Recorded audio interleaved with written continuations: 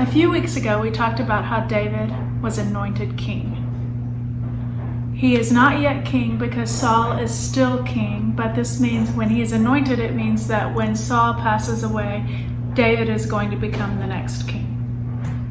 After he was anointed king, he then went and fought Goliath. And David told us last week about how he fought Goliath and how the Lord used him to defeat Goliath and the Philistines. After that happened, the Israelites are praising David, and they're comparing David to Saul, and they're saying that David is better than Saul. Well, because of this, Saul gets really, really mad, and he gets jealous. And so now we have David here to tell us the story of what happens.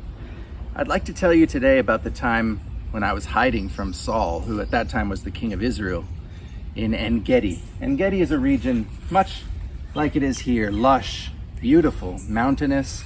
There are caves all around there. I know that area well, and I spent time hiding in caves because Saul was trying to kill me. If Saul himself had been killed, I would have become king because I had been anointed king.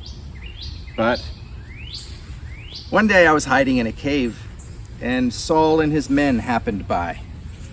And I was in the back of this cave. Saul came in to, let's say back then there weren't bathrooms. And it was dark, and I snuck up to him and I cut off a portion of his garment.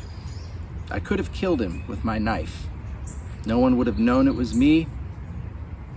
I suppose then I would have become king much earlier than I became king, but I didn't kill him. I didn't kill him then. And there was another time when my men spotted Saul down at his camp, and he was sleeping. And beside him, he had his spear stuck into the ground, the same spear that he tried to kill me with, and his water jug. And again, I could have killed him. No one would have caught us. But instead, I walked up to him, I took his water jug and I took his spear, and I carried them off. And I told him, I will not destroy you because the God that I serve has anointed you and made you king, and it is not my place to kill you.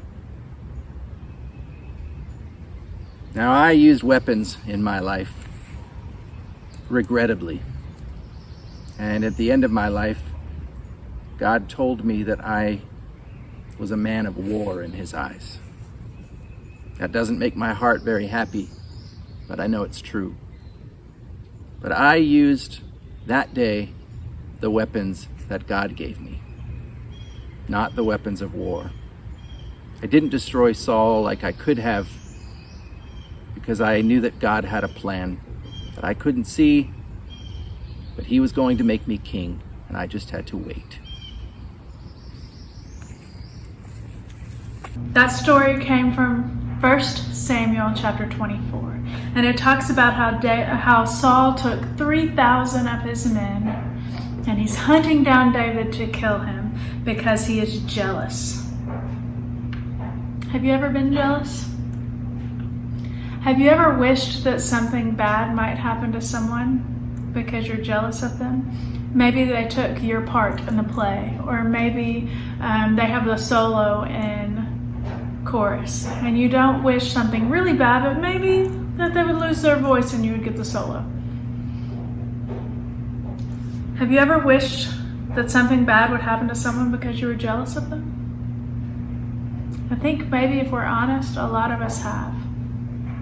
Jealousy is powerful, and if we don't seek after the Lord, we may be tempted to wish something mean or wicked, or maybe even just say or think something mean or wicked about someone else.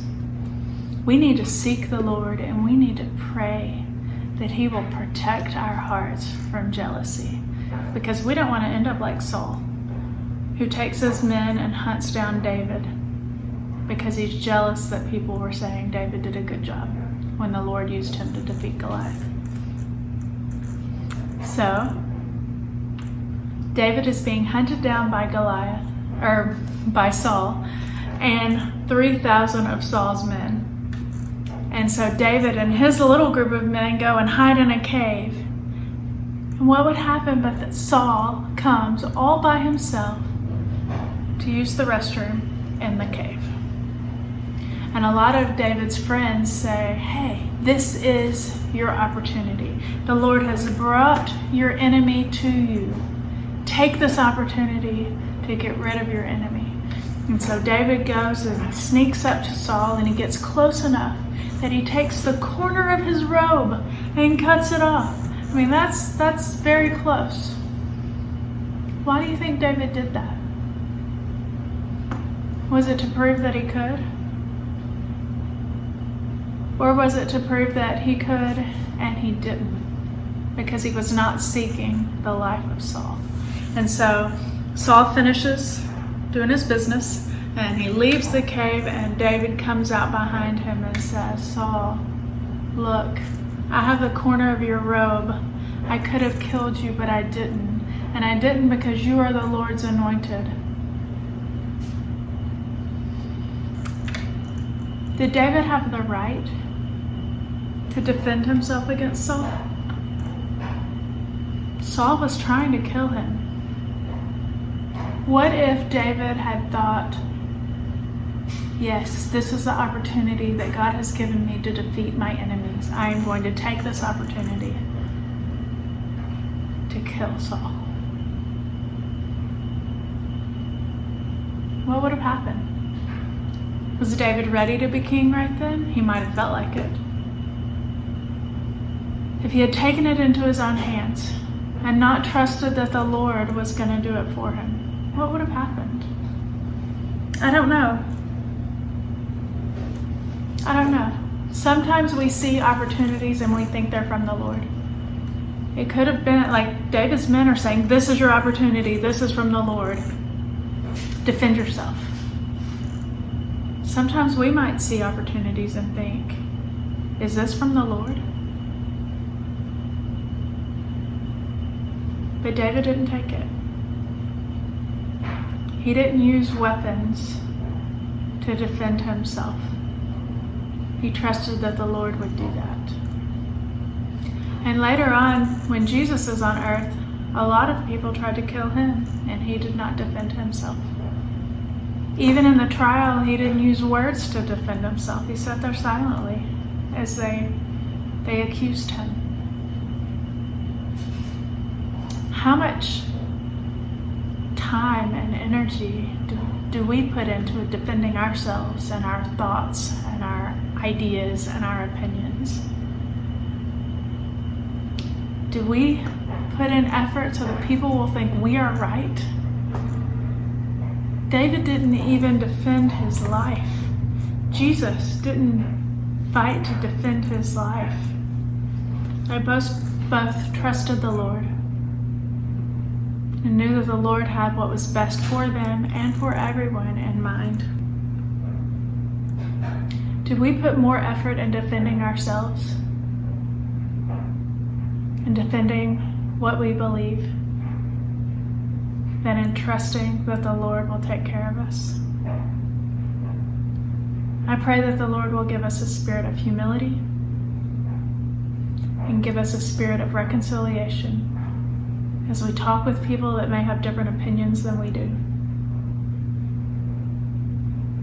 That we would not defend ourselves, but that we would trust that the Lord will take care of us.